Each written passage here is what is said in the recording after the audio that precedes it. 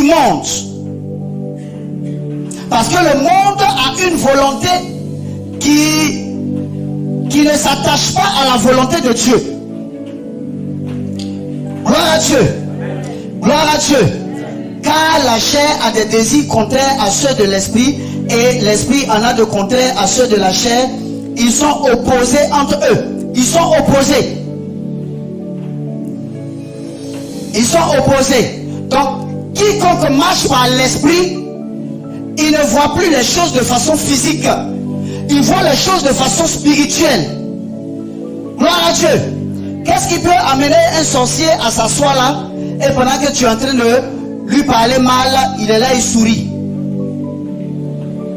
Parce qu'il sait qu'il peut te paralyser tout de suite. Il peut te paralyser tout de suite.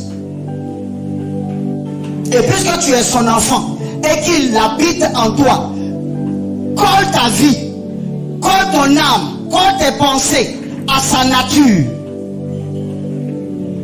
Gloire à Dieu. Gloire à Dieu. Colle ta bouche à sa nature. Colle tes yeux à sa nature. Colle tes oreilles à sa nature.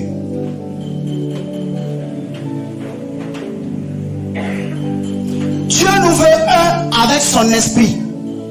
C'est pourquoi la parole de Dieu le dit.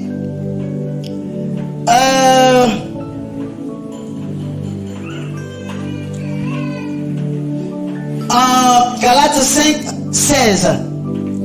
Marchez selon l'esprit et vous n'accomplirez pas les désirs de la chair. Marchons selon l'esprit. Marchons selon qui? L'esprit, c'est qui? Le fonctionnement du monde spirituel. Dieu voudrait que ses enfants aient cette nature-là. Que ses enfants n'apprennent pas à être bons, mais qu'ils incrustent la bonté en eux. Que ses enfants n'apprennent pas à être amour, qu'ils incrustent l'amour en eux. Si bien que on sait que c'est ton domaine de définition pour parler comme certaines personnes.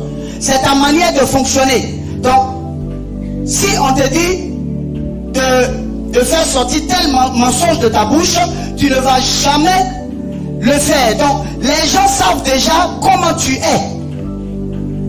En fait, tel doit être un chrétien.